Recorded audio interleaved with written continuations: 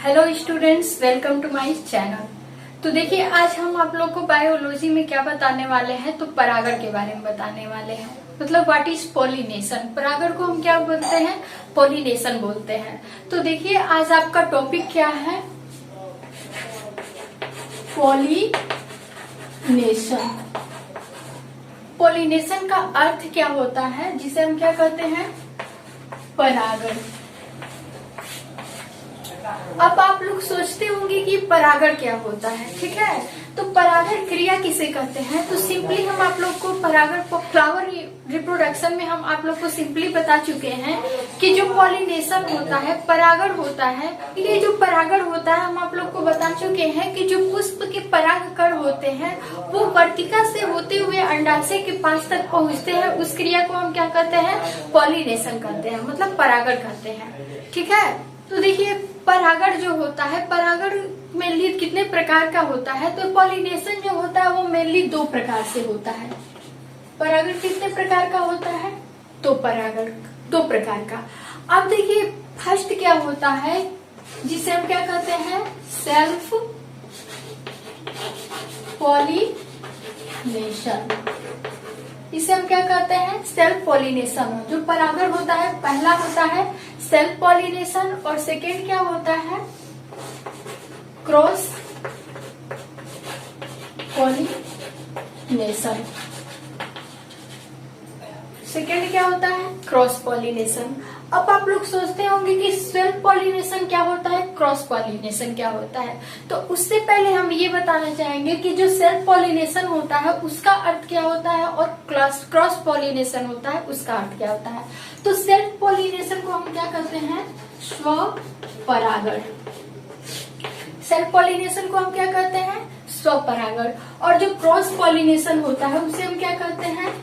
परपरागण। तो इस प्रकार जो परागण क्रिया होती है वो दो प्रकार से होती है, सेल्फ पॉलिनेशन और क्रॉस पॉलिनेशन, मतलब स्वपरागण और परपरागण। अब देखिए, स्वपरागण किसे कहते हैं? तो जैसे मान लीजिए कोई भी पॉलिनेशन क्रिया होती है, तो आप लोग को ये पता है कि देखिए, जब सेल्फ पॉलिनेशन स्वपरागण मतलब वो खुद के ही प्लांट से खुद के ही फ्लावर एक दूसरे फ्लावर के ऊपर क्या करते हैं? पॉलिनेशन करते हैं। और वही क्रॉस पॉलिनेशन देखा जाए तो एक प्लांट के फ्लावर जो होते हैं वो अदर प्लांट के फ्लावर से क्या करते हैं? पॉलिनेशन करते हैं। तो सबसे सिंपल वे से हम क्या समझना आप लोग को बताना चाहेंगे, ये कुछ क्या है? डायग्राम है। हम डायग्राम के थ्रू आप लोग को बहुत ही इजी वे से बता सकते हैं कि सेल्फ पॉलिनेशन क्या है और क्रॉस पॉलिनेशन क्या है। तो देखिए, सपोज दैट ये क्या है? दो टाइप के क्या है? प्लांट है, ठीक है। ये दो टाइप के क्या है? प्लांट है।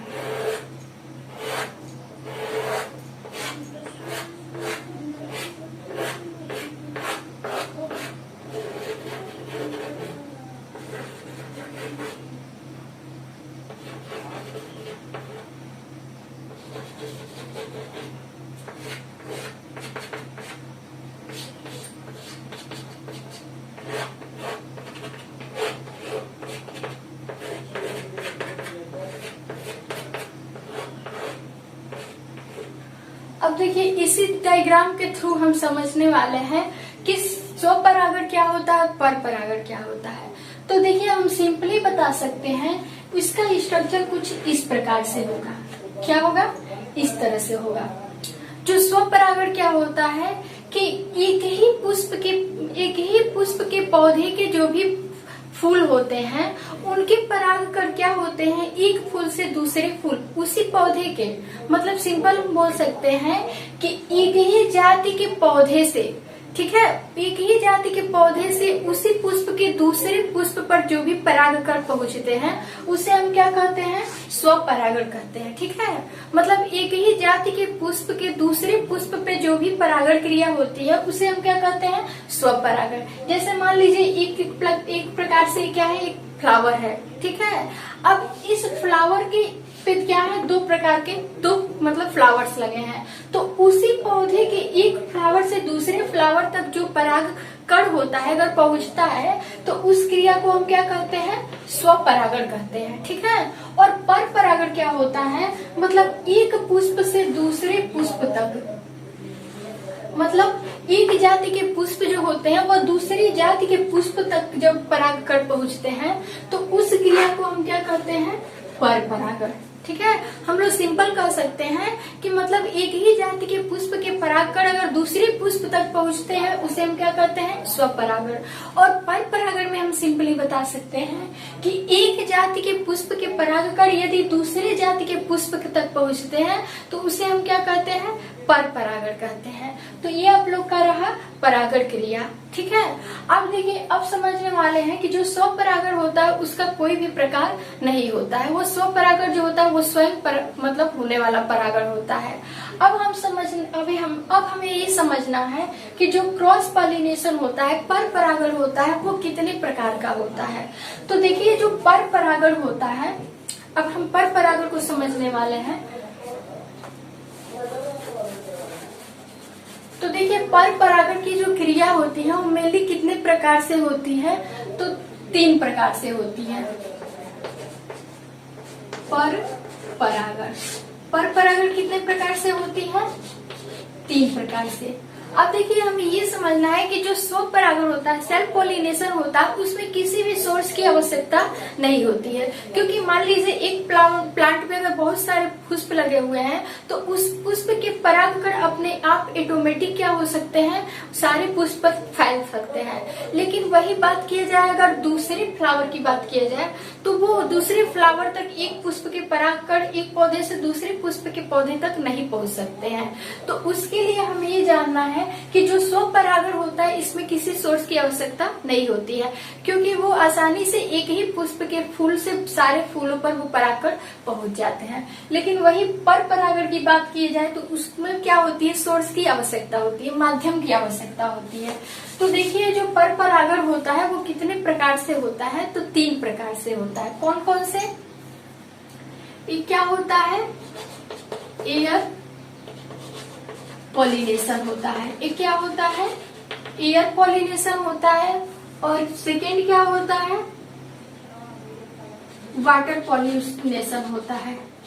क्या होता है, वाटर पॉलिनेशन होता है। और जो थर्ड होता है वो आपका क्या होता है,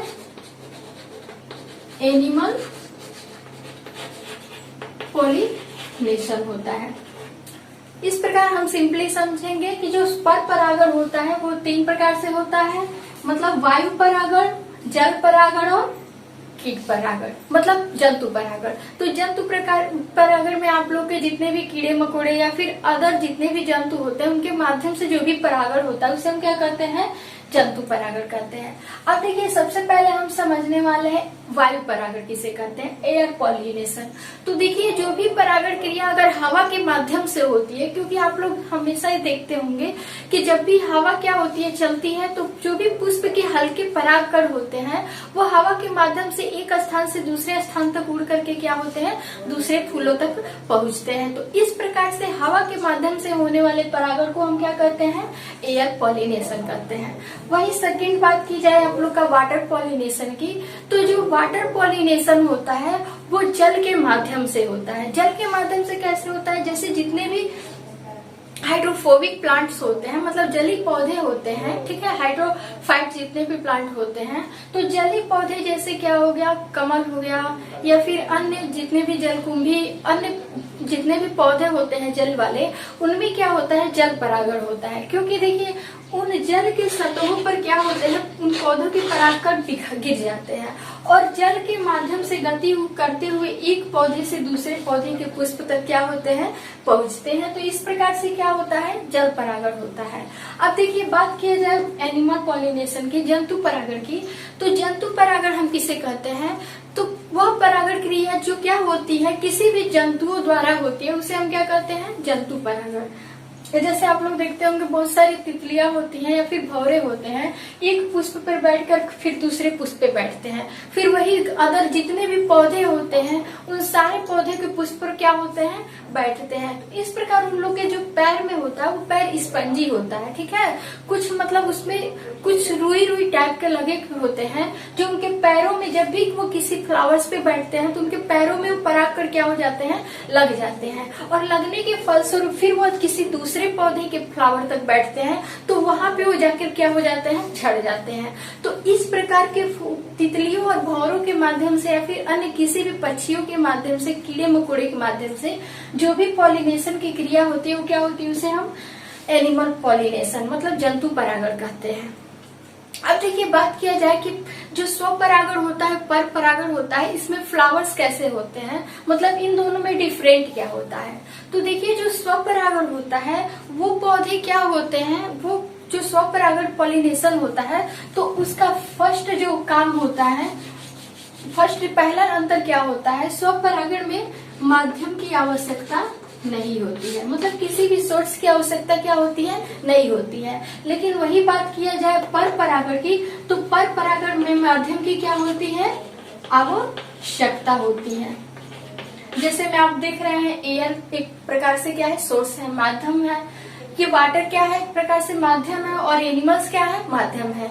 तो पहला जो डिफरेंट है वो क्या है कि सेल्फ पॉलिनेशन में माध्यम मतलब सोर्स की आवश्यकता नहीं होती है, और जो क्रॉस पॉलिनेशन होता है उसमें क्या होती है, सोर्स की आवश्यकता होती है। मतलब परागकण को ले जाने के लिए कोई ना कोई सोर्स होना चाहिए। अब देखिए आप लोग का सेकेंड डिफरेंट क्या हो गया, सेल्फ पॉलिनेशन में और क्रॉस पॉलिनेशन में। तो देखिए सेकेंड जो है उसमें जो भी स्वपरागण के फ्लावर होते हैं, मतलब ये सेल्फ पॉलिनेशन वाले फ्लावर होते हैं, वो क्या होते हैं, बहुत ही छोटे होते हैं और क्या होते हैं, रंगहीन होते हैं। ऐसे फ्लावर क्या होते हैं, पुष्प छोटे तथा क्या होते हैं, कलरलेस होते हैं। कलरलेस मतलब क्या होते हैं, रंगहीन होते हैं। क्योंकि मान लीजिए किसी भी चीज को अगर उसमें जब परागण स्वयं हो जाता है तो उसमें किसी भी प्रकार से अट्रैक्शन की क्या होती है, आवश्यकता नहीं होती है।